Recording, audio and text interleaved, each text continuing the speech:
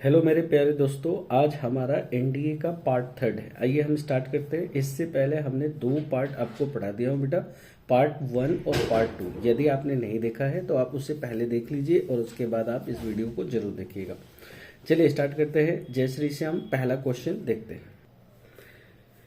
Question number 26 देखिए बेटा, ये इडियम्स और फ्रेजेस हैं। आज का ये जो पहला सवाल है इस वीडियो का, ये क्वेश्चन 2024 से लिया गया है। एनडीए का क्वेश्चन है। इडियम फ्रेजेस पूछ रहा है बेटा। व्हाइट लाई, आप देख रहे होंगे स्क्रीन पे बेटा क्या पूछ रहा है। व्हाइट लाई। व्हाइट लाई का मतलब आप देख सकते हैं क्या होता है बेटा। ए लाई अबाउट स्मॉल और अनइम्पॉर्टेंट थिंग्स। मतलब ए व्हाइट लाई अगर आप हिंदी में बोले तो व्हाइट का मतलब होता है सफेद, लाई मतलब होता है बेटा झूठ, यानी सफेद झूठ। तो यहाँ पे कह रहा है कि इनमें से कौन सा ऑप्शन जो है आपका बिल्कुल सही है, विच ऑप्शन इज करेक्ट, ये आपसे पूछ रहा है।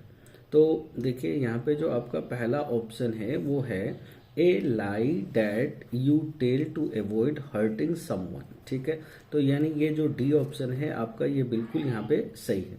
चलते हैं अगले क्वेश्चन की तरफ। सेकेंड क्वेश्चन से आज का बेटा, बैड ब्लड। बैड ब्लड का मतलब क्या होता है। A feeling of ill will, anger और हॉस्टिलिटी बिटवीन पीपल। मतलब ये कह रहा है लोगों के लिए आप द्वेष रखना, दुश्मनी रखना। बैड ब्लड का मतलब दुश्मनी होता है एक तरह से, आपको याद रखना है। तो इसका जो राइट ऑप्शन है बेटा वो हो जाएगा आपका पहला option number A. Option number A में क्या लिखा है, feeling of hatred between two people. So this is the right answer. Idiom phrases को अपन थोड़ा सा फास्ट करेंगे क्योंकि इसको आपको क्या करना है, केवल याद रखना है। बैड ब्लड आए इसका मतलब क्या होता है, एंगर होता है, मतलब किसी से गुस्सा करना। हॉस्टिलिटी मतलब दुश्मनी करना। Feeling of word, feeling of hatred, किसके बीच में बेटा, बिटवीन का मतलब के बीच में, आगे होता है बेटा पीपल। नेक्स्ट क्वेश्चन देखते हैं बेटा। अगला क्वेश्चन है बेटा, लिखा हुआ है काउंट योर ब्लेसिंग। इसका मतलब क्या होता है, काउंट योर ब्लेसिंग। ब्लेसिंग का मतलब आशीर्वाद होता है। ये कह रहा है to make a special efforts. Efforts का मतलब होता है प्रयास करना, स्पेशल, विशेष, efforts to good things in your life. तो आपका जो इसमें राइट आंसर हो जाएगा बेटा वो हो जाएगा ऑप्शन नंबर आपका सी। क्या हो जाएगा, to be grateful for good things in your life. मतलब अपने जीवन के लिए ग्रेटफुल होना, धन्यवाद करना अच्छे जीवन के लिए, गुड थिंग्स अच्छी चीजों के लिए। ठीक है, तो आसान है। आपने 28 नंबर क्वेश्चन देखा। आगे हम बढ़ते हैं अपने नेक्स्ट क्वेश्चन की तरफ। अगला इडियम्स बेटा पूछा है हैव द लास्ट लव। बड़ा प्यारा क्वेश्चन है, आप देख सकते हैं। हैव द लास्ट लव का मतलब होता है कि ऐसे समय सफलता मिलना जब सारे लोग आप पे हंसने लगने होते हैं ना। ऐसे कहते हैं कि भाई तुमसे ना हो पाएगा, उसी समय आपने बोला भाई हमसे हो पाएगा। तो ये ऑप्शन कौन सा सही है, ऑप्शन नंबर बी आपका बिल्कुल सही है। क्या कह रहा है, to succeed when others thought that you would not. तो प्यारा क्वेश्चन है। नेक्स्ट क्वेश्चन, आगे क्वेश्चन है बेटा सीट ऑन द फेंस। देखिए क्या लिखा हुआ है बेटा, seat on the fence. Seat on the fence एक, इसका जो मतलब होता है ये होता है किसी भी डिसीजन लेने में डिले करना। जैसे मान लो आप लोग हैं, अब आपको ऐसा लग रहा है भाई हमारा तो एग्जाम अप्रैल में अभी टाइम है, कल पढ़ लेंगे परसों पढ़ लेंगे, लेकिन ऐसा नहीं होता है। आपको क्या होता है, रोज थोड़ा थोड़ा पढ़ना चाहिए, तभी जाके आप बहुत अच्छा अचीवमेंट कर पाएंगे। तो अपने डिसीजन में अगर आप डिले करते हैं तो इसे हम बोलते हैं बेटा seat on the fence. Delay का मतलब क्या होता है बेटा, देरी करना। तो इसका राइट ऑप्शन क्या हो जाएगा बता दो, सी ऑप्शन राइट हो जाएगा, to delay making a decision. So this is the right answer. NDA का बेटा सबसे इंपॉर्टेंट सेशन जहां आप बहुत अच्छा स्कोर कर सकते हैं, इसका नाम है बेटा, देखिए इससे हम कहते हैं ordering of sentence, ordering of words in a sentence. इसको आप ऐसे भी बोल सकते हैं बेटा, PQRS।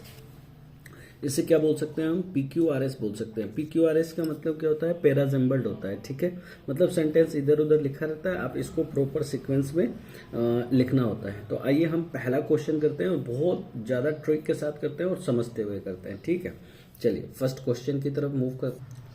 तो ये बेटा क्वेश्चन नंबर 31 है और ये PQRS है ना, आपको ऑर्डरिंग करना है इसमें। तो जैसा कि आप इसमें ट्रिक्स क्या है, कैसे हम स्टार्ट कर सकते हैं। सबसे पहले आप इसमें बेटा ये देखेंगे कि इस क्वेश्चन में शुरुआत कहाँ से होगी, है ना। जब भी आप एग्जाम्स में करने जाए इनके ऑप्शंस को एक बार देख लो। आप ऑप्शन देख रहे हैं बेटा, इसमें Q है, R है और S है, मतलब इसमें P से स्टार्ट नहीं है। अच्छा, P से स्टार्ट क्यों नहीं है भाई? गुड क्वालिटी लिखा है, तो ये जो गुड है बेटा एडजेक्टिव है, एडजेक्टिव से हम सेंटेंस की शुरुआत नहीं कर सकते हैं। किससे करते हैं?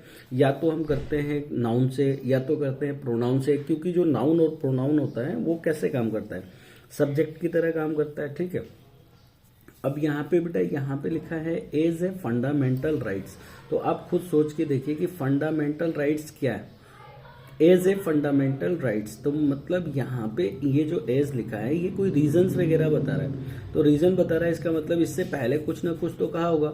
यानी बेटा यहाँ पे क्यू से आपका जो सेंटेंस है वो स्टार्ट नहीं होगा, तो आपके पास पी खत्म हो गया और क्यू खत्म हो गया, आपके पास क्या बचा? आर बचा और एस बचा, ठीक है। अब हमें यहाँ पे जो एस में देखते हैं बेटा, ये टू से स्टार्ट हुआ है। टू क्या है आपका? प्रीपोजिशन है ना भाई, ये प्रीपोजिशन से हम सेंटेंस को नॉर्मली स्टार्ट नहीं कर सकते हैं, यानी आपका एस भी कैंसिल हो गया। इस हिसाब से आप अपने एग्जाम्स में क्या कर सकते हैं? एलिमिनेट कर सकते हैं।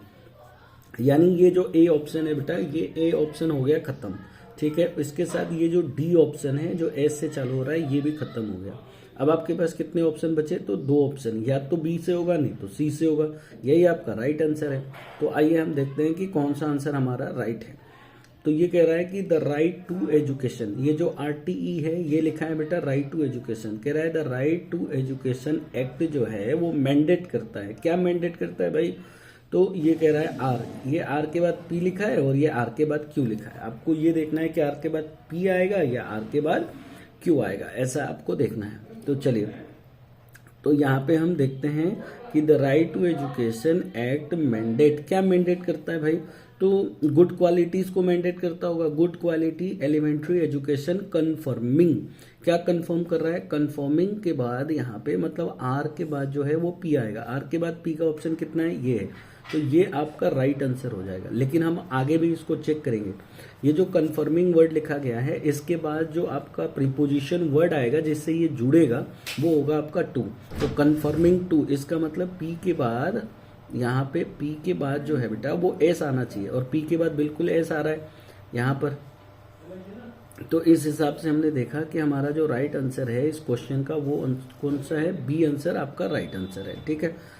और आप इसको और भी बढ़िया से एनालाइज करके हर क्वेश्चंस को करिए जैसे मैं आपको करा रहा हूँ, और आपको इस तरह से 100 क्वेश्चंस को सेलेक्ट करना है। अगर 100 क्वेश्चंस में आपने टिक बना दिया कि भाई ये ऑप्शन क्यों नहीं हुआ, तो आप अपने एग्जाम्स में बहुत अच्छा करेंगे और फास्ट करेंगे। एग्जाम्स में आपको इतना नहीं देखना है, सबसे पहले आपको देखना है कि पहला कौन है, किससे स्टार्ट हो रहा है। अगर केवल एक ही ऑप्शन है उसको टिक करिए, आगे बढ़िए। लेकिन अभी आप प्रैक्टिस कर रहे हैं तो आप पूरा जरूर चेक करिएगा, ठीक है। अब यहाँ पे एक बार दोबारा से पढ़ लेता हूँ। कह रहा है कि the right to education act mandate, क्या मैंडेट कर रहा है? गुड क्वालिटी एलिमेंट्री एजुकेशन, क्या कंफर्मिंग कर रहा है भाई? To the standard and norms specified in the act, कौन सी act? As a fundamental right of all children. तो ये बिल्कुल आपका सीक्वेंस सही है।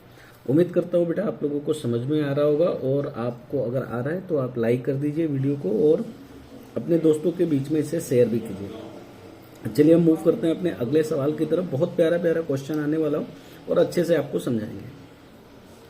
तो अगला क्वेश्चन है बेटा 32 नंबर। आप 32 नंबर क्वेश्चन को देखिए, क्या कह रहा है यहाँ पे? ये कह रहा है कि द कन्फ्लिक्ट, कन्फ्लिक्ट का मतलब क्या होता है? कन्फ्लिक्ट मतलब होता है बेटा मतभेद, एंड डिस्प्यूट, डिस्प्यूट का भी मतलब मतभेद होता है। किस चीज में बेटा? इन क्या है? प्रीपोजिशन है इन देयर माइंड। तो कह रहा है कि कन्फ्लिक्ट है किसके बीच में? Conflict and dispute in their mind, उसके माइंड में कन्फ्लिक्ट है। किस चीज का कन्फ्लिक्ट है भाई? अब ये कह रहा है कि music not only relieve the burden, relief का मतलब होता है बेटा कम करना, बर्डन का मतलब होता है बर्डन। यहाँ पे कह रहा है कि म्यूजिक जो है not only relieve the burden, burden मतलब जिम्मेवारी होता है एक तरह से, on children and the young but also elevate. तो एक चीज तो आपको इसमें सीखने को मिला, क्या मिला? नॉट ओनली, आप देख सकते हैं यहाँ पे बेटा नॉट ओनली, नॉट ओनली अगर आता है तो बट ऑल्सो आता है, ठीक है। तो ये कौन सा पार्ट है? ये कंजंक्शन का पार्ट है, ठीक है। कंजंक्शन में ये चीजें पढ़ाई जाती है कि नॉट ओनली के साथ बट ऑल्सो आएगा। अब हमको चेक करना है कि ये स्टार्ट किससे होगा। तो भाई स्टार्ट चलो चेक करते हैं, यानी क्यू से दो ऑप्शन है और पी से भाई दो ऑप्शन है। इसका मतलब या तो क्यू से होगा नहीं तो पी से होगा। तो अब ये कह रहा है, चलिए हम एक बार पी से पहले देखते हैं। कह रहा है कि the conflict and dispute in their mind, है ना। किस चीज का कॉन्फ्लिक्ट, किसी चीज का तो कॉन्फ्लिक्ट होना चाहिए ना। अब हम क्यू से देखते हैं, कह रहा है कि बेटा music not only relieve the burden, music जो है वो केवल बर्डन को कम नहीं करता, किस पर कम नहीं करता, कह रहा है बेटा ऑन चिल्ड्रन, बच्चों पे, and the young, but also alleviate the conflict and dispute in their mind. ये जो देयर वर्ड है ना, ये चिल्ड्रन के लिए आया है, मतलब पहले चिल्ड्रन आएगा उसके बाद ये देयर वर्ड आना चाहिए, मतलब पहले आर आएगा बेटा तब एस आएगा। आर और एस किस में है बेटा, इसमें है आर और एस, मतलब स्टार्ट तो क्यू से होगा और इसके बाद पहले आर और फिर एस। तो इस हिसाब से आपका राइट आंसर क्या हो जाएगा, ऑप्शन नंबर ए आपका राइट हो जाएगा। उम्मीद करता हूँ आप चीजों को अच्छे से समझ पा रहे होंगे और आगे बढ़ते हैं अगले क्वेश्चन की तरफ। तो हम लोग आ चुके हैं बेटा PQRS के अगले क्वेश्चन की तरफ, यानी 33। क्वेश्चन क्या है, ध्यान से समझिए बेटा। किससे स्टार्ट हो रहा है, बट से। बट क्या है बेटा, कंजंक्शन है भाई, बट आया है इसका मतलब इसके पहले कुछ ना कुछ तो आया होगा, यानी बेटा पी से तो ये स्टार्ट होने से रहा और ऑप्शन में भी नहीं है। ऑप्शन में किससे बेटा, क्यू से स्टार्ट हो रहा है और एस से स्टार्ट हो रहा है, तो या तो क्यू नहीं तो एस। तो चलिए हम क्यू से ही कर लेते। ये कह रहा है बेटा अंटार्कटिका जो है वो एक कंटिनेंट है। अंटार्कटिका क्या है, एक कंटिनेंट है, ठीक है। तो अब ये कह रहा है क्यू के बाद एस लोगे या आर लोगे, तो इस अंटार्कटिका का साइज बचा रहा है और यहाँ पे जो साइज है वो कह रहा है nearly twice as large as. एक चीज याद रखना बेटा, ये जो एज और एज है इसके बीच में हमेशा पॉजिटिव डिग्री का प्रयोग किया जाता है। अगर कोई दूसरा डिग्री आ रहा है इसका मतलब वो गलत है, जैसे एस लार्जर एस सुनर एज वीगर एज, तो ये गलत माना जाता है। एस लार्ज एस ऑस्ट्रेलिया, यानी अंटार्कटिका का तुलना यहाँ पे ऑस्ट्रेलिया से किया जा रहा है, ठीक है। यहाँ पे कंपैरिजन हो रहा है, तो पहला कौन आएगा बेटा, क्यू। क्यू के बाद हम क्या आएगा यहाँ पे आर, अंटार्कटिका, और यहाँ पे जो है एज ऑस्ट्रेलिया। ऑस्ट्रेलिया के बाद यहाँ पे मतलब क्यू के बाद क्या आ रहा है, आर। तो क्यू के बाद आर वाला कितना ऑप्शन है, ए ऑप्शन है बेटा। ए ऑप्शन आपका राइट आंसर है। आगे पढ़ के देखते हैं। इसके बाद एज ऑस्ट्रेलिया, अब कह रहा है कि अब तुलना तो कर दिया, बट फिर यहाँ पे कह रहा है कि भाई लेकिन, ये वर्ड बट जहां भी आता है इसका मतलब एक तरफ पॉजिटिव मीनिंग देता है, दूसरी तरफ नेगेटिव को देता है। कह रहा है कि but it is virtually covered by a dome shape. भाई लेकिन कह रहा है कि वो जो वर्चुअली है वो कवर्ड है, मतलब ढका हुआ है, किससे, डोम शेप से। शेप का मतलब होता है आकार, ठीक है, डोम शेप। और ये डोम शेप क्या है भाई, आइस सीट है, नियरली 2 माइल्स थिक्स। इसका मतलब बेटा पहले क्यों आएगा, क्यों आया, क्योंकि अंटार्कटिका यहाँ पे एक सब्जेक्ट का काम कर रहा है। इसके बाद ये वर्ब है, ये वर्ब का ऑब्जेक्ट है, ये इसका साइज बता रहा है यहाँ पर। फिर इसके बाद ये तुलना कर रहा है, तुलना करने के लिए कंजंक्शन आया और कंजंक्शन के बाद ये आ रहा है, तो आपका ये राइट आंसर हो जाएगा, ठीक है। चलिए इस तरीके से आपको सीखना है। अगर इस तरह से 100 क्वेश्चंस को सीख लेते हैं तो एग्जाम से पहले आप बिल्कुल तैयार हो जाएंगे।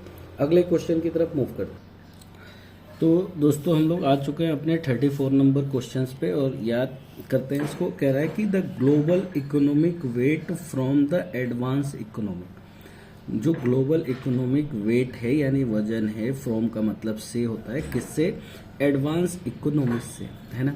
ये कह रहा है बेटा पी हो गया। ये कह रहा है कि that there was a major shift in there was a major shift in. तो एक चीज आप ध्यान रखना बेटा, ये इन प्रीपोजिशन है। अगर ये प्रीपोजिशन है तो इसके बाद हमेशा या तो नाउन आता है नहीं तो प्रोनाउन आता है, एक तो पेयर, ये आपको याद होना चाहिए, ठीक है। अब यहाँ पे एक चीज पता चल रहा है, अगर आप देखें सबसे पहले तो देखो शुरुआत किससे होगा भाई, डेट से शुरुआत तो नहीं हो सकता है, क्योंकि कह रहा है that there was a major shift. कौन सा मेजर शिफ्ट, उसके बारे में कुछ ना कुछ तो बताया होगा, इससे शुरुआत नहीं होगा। आगे एंड है, एंड कंजंक्शन है, यानी किसी न किसी से ये कनेक्ट जरूर कर रहा है, इसका मतलब इससे भी शुरुआत नहीं होगा। तो या तो पी होगा नहीं तो एस होगा। पी और एस के कितने ऑप्शन हैं, पी और एस के 3 ऑप्शन है, एक पी के है और 2 एस के हैं। तो हम क्यों ना इसे एस वाले ऑप्शन से देखते हैं, ठीक है, एस वाले।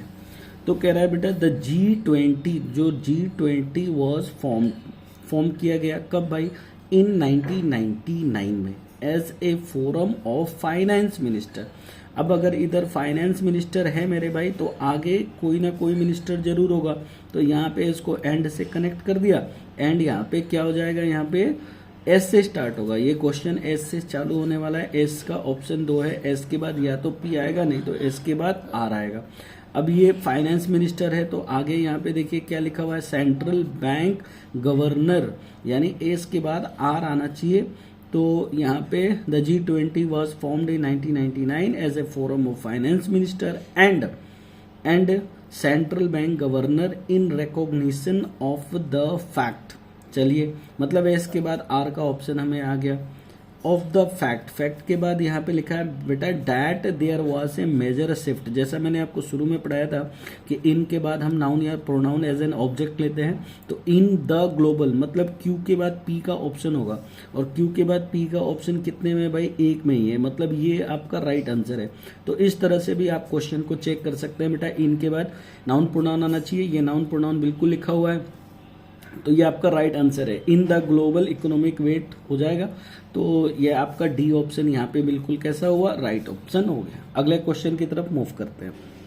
सो अब हम मूव करते हैं बेटा 35 नंबर क्वेश्चन पे। क्या क्वेश्चन है, इसकी शुरुआत किससे कर रहा है, aqua culture nation in the world and. ठीक है भाई, अब ये आगे यहाँ पे कह रहा है कि India's product are exported to many nation. India के जो प्रोडक्ट है यानी जो इंडिया का जो सामान वगैरह है, आर यहाँ पे आया है बिल्कुल। देखिए ये एपोस्ट्रोफी एस जो होता है बेटा अधिकार बताता है, ध्यान रखिएगा। Are exported to many nation, बहुत सारे नेशन में एक्सपोर्ट किया जाता है। कह रहा है कि fees producing and the second largest, India is the third largest, यानी हमारे हिसाब से इसका जो शुरुआत होगा बेटा वो एस से होगा। बहुत आसान क्वेश्चन है। कह रहा है कि India is the third largest. क्या थर्ड लार्जेस्ट है भाई, India is the third largest aqua culture nation in the world.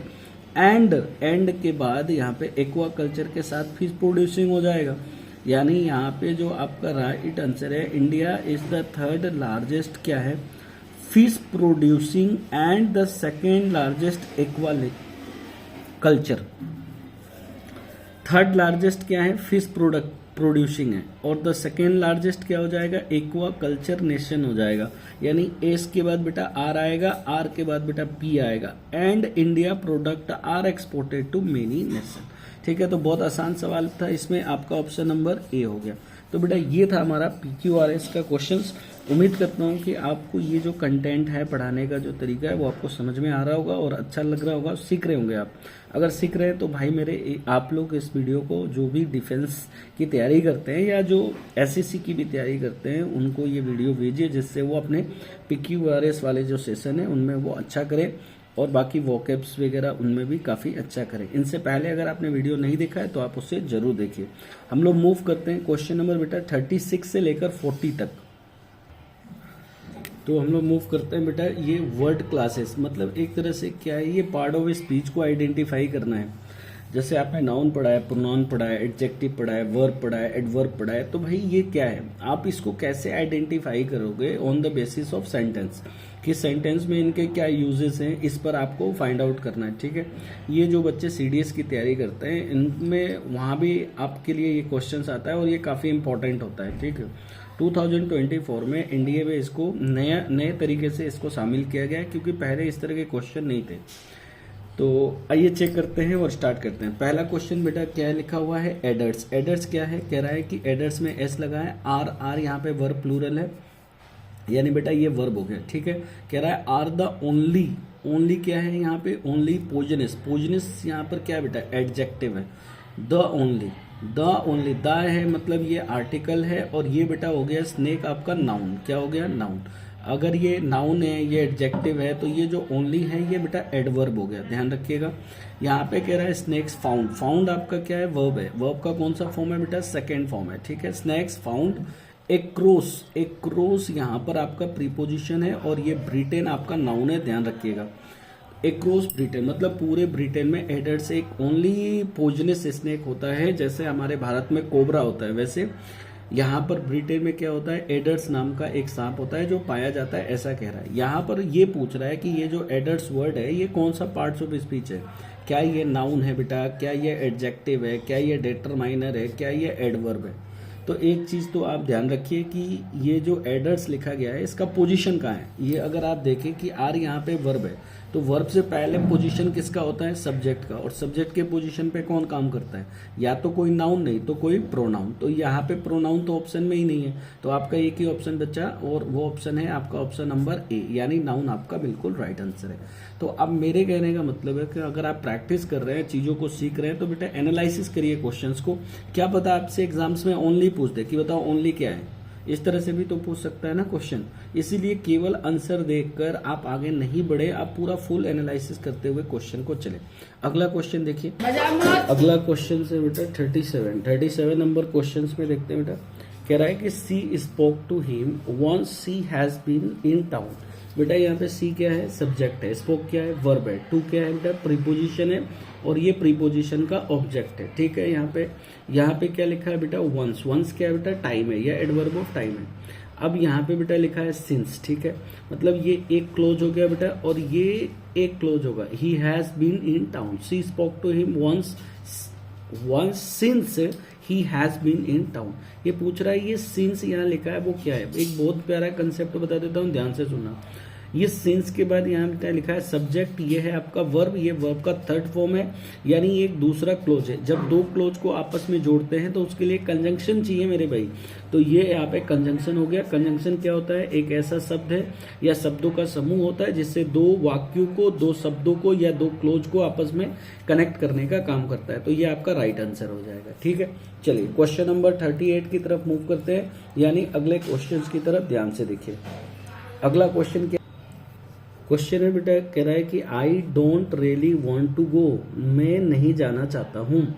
Besides it is too late now, भाई मैं नहीं जाना चाहता हूँ और लेट भी हो गया है। एक चीज आपको यहाँ पे मैं सिखा दूं बेटा, एक चीज आप लोग ध्यान रखना। एक वर्ड होता है बेटा बिसाइड और एक होता है बिसाइड्स।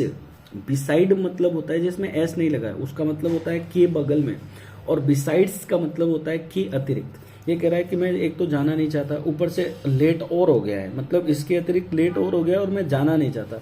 ये कह रहा है कि ये नाउ वर्ड है ना, ये क्या है इसमें, ये पूछ रहा है भाई। तो एक चीज ध्यान रखना, ये जो नाउ वर्ड है यहाँ पे बेटा, ये नाउ का मतलब क्या होता है, अब मतलब क्या होता है बेटा, टाइम बता रहा है। अगर ये टाइम बता रहा है तो टाइम बताने के लिए देखिए, एक एडवर्ब ऑफ मैनर होता है जो तरीका बताता है, एडवर्ब ऑफ प्लेस होता है जो स्थान बताता है, एडवर्ब ऑफ टाइम होता है जो समय बताता है। तो ये वही एडवर्ब है। तो आपका राइट आंसर यहाँ क्या हो जाएगा, ऑप्शन नंबर बी हो जाएगा आपका राइट आंसर। ठीक है जी, चलिए क्वेश्चन नंबर 39 की तरफ मूव करते हैं।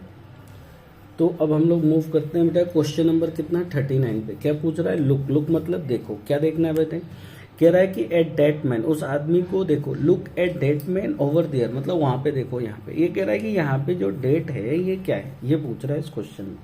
तो एक चीज बताओ कि डेट के बाद जो मेन लिखा है बेटा, ये मेन क्या है, ये तो पता होगा आप लोग को। मेन यहाँ पे बेटा नाउन है। अब मुझे बताओ नाउन के पहले क्या आता है, भाई नाउन के पहले हमेशा एडजेक्टिव आता है। चलिए मैं आपको दो तरीके से समझाता हूँ। यहाँ पे एक चीज ध्यान रखिएगा, जैसे मान लीजिए कि मैंने आपको बोला कि दिस पेन, ये वाला पेन, ठीक है। तो दिस यहाँ पेन क्या है, यहाँ पर पेन आपका नाउन है।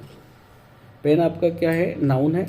और आपका जो पेन नाउन है और उसके पहले जो दिस लिखा है, दिस क्या हुआ आपका एडजेक्टिव हो गया। बात समझ में आ गया। वैसे ही बेटा यहाँ पे जो मेन के पहले जो डेट लिखा है ये एडजेक्टिव है।